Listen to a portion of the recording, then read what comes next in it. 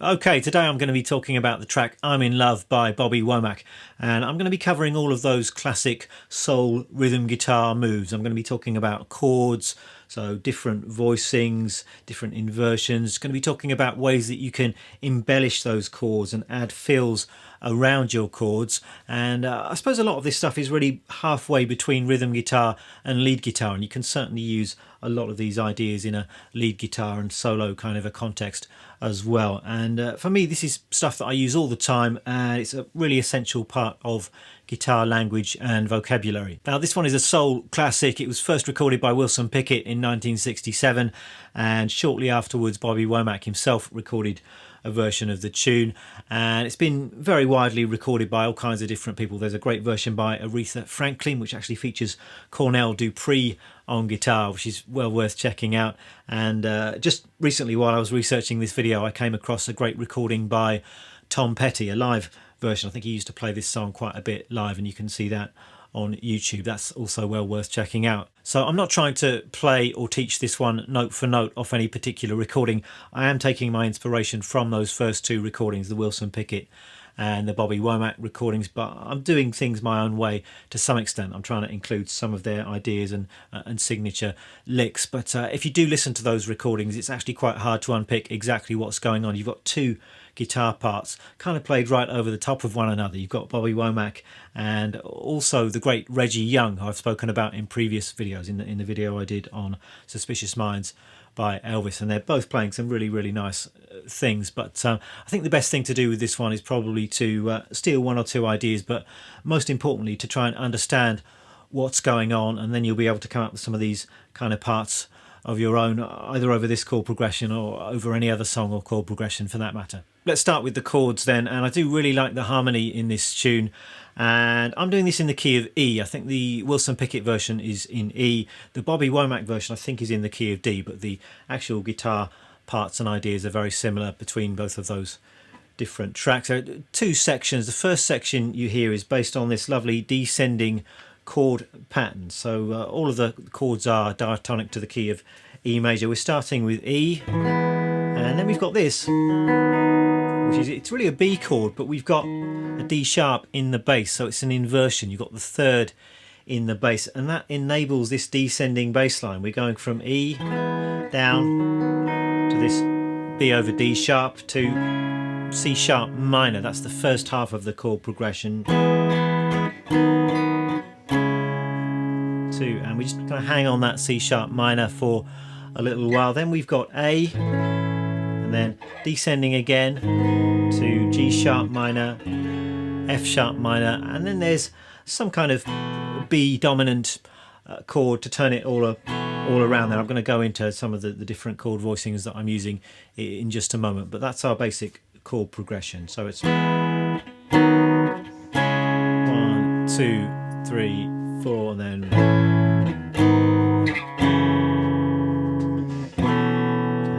it goes round once again. So as far as the actual chord voicings I'm using, I like starting on this C shape grip because that then flows very nicely into the second chord. So we've got E major, B with a D sharp in the bass, B over D sharps. This is fret 6, 4, 4 and 4.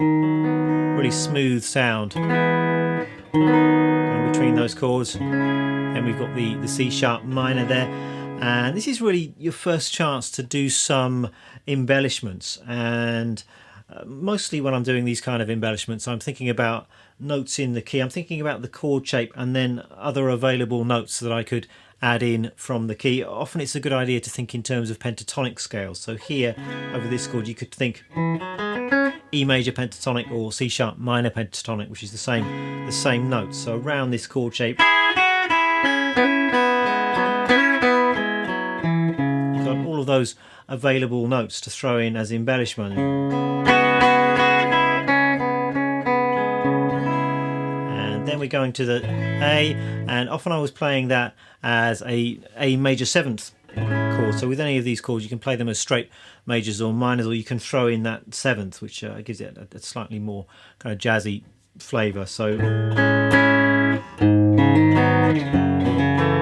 So on these minor seventh chords here, I can just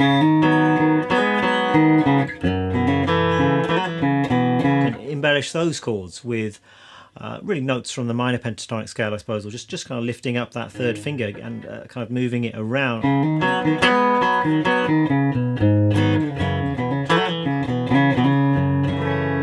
So that was what I was doing kind of the first time through. Then you can play that C sharp minor in a few different places. So you could come and play it up here in the 9th position, and again you've got embellishments available. So here you can just think C sharp minor pentatonic, and there's lots of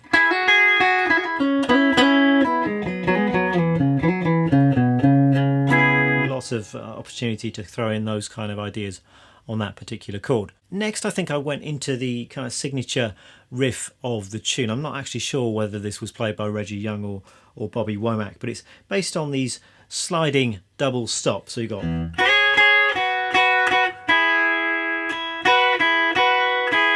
that's kind of the first part of it. So a few different ways you could play this. I think I'm playing it on the top 2 strings, kind of fourths there. Then you can come over onto the B and G strings, just going back and forth between those double stops. You could do the same thing and just stay on the top 2 strings. Doesn't really matter which one you choose. And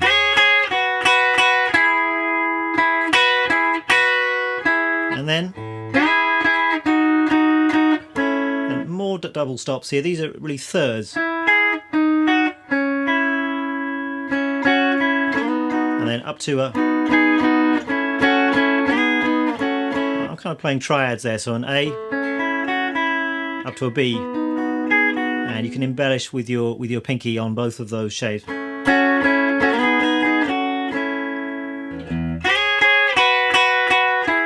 a really beautiful riff, this one. All of these double stops, again, just coming from the key. If you like, you could think in terms of major pentatonic scales. You can get a lot of those nice fourths sounds from just the E major pentatonic.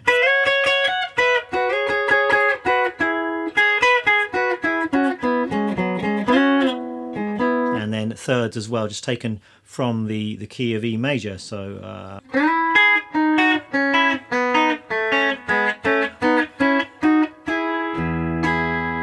that's really the main riff. I was kind of playing around a little bit with that and doing a few variations. If you do want a precise tab of what I played at the start of the video, I'll make that available on the Patreon page. Next we're going into the bridge section, if you want to call it the bridge section, and we're going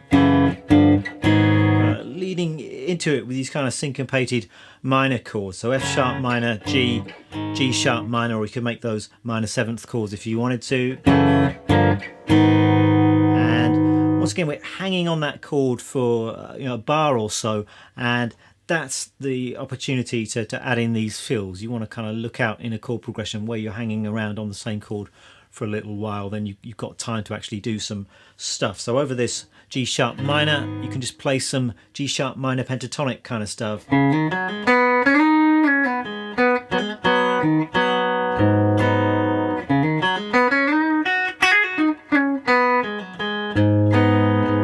then we're going up to A. So just thinking double stops around that chord. So really major pentatonic is what I would think here. So double stops taken from that scale. And then we're going up to B. And then this section finishes with kind of a variation on the main riff. Going to an A major chord there,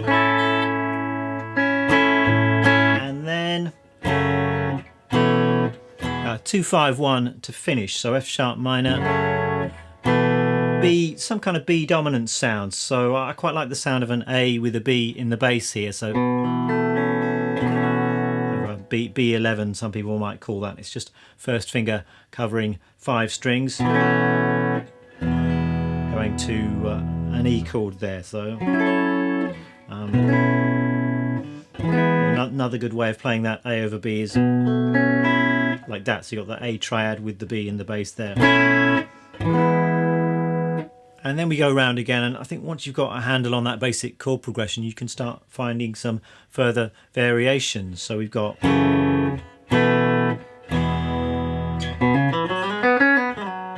little major pentatonic kind of fill there to take it round. So a little bit Octopus's Garden, that kind of sound. That's always what it reminds me of.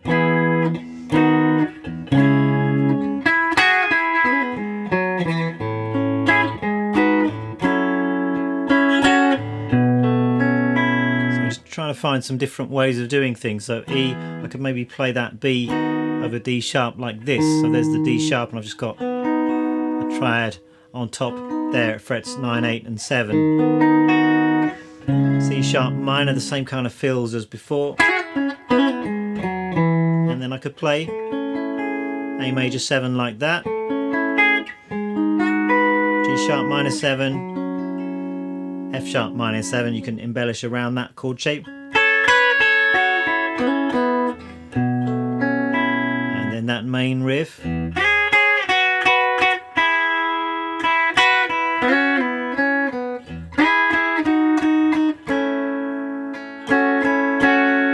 We can go around for another bridge.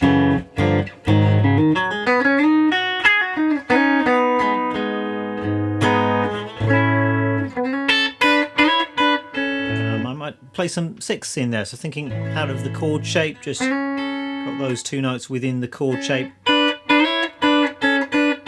Sixths that fit that A major chord sound. So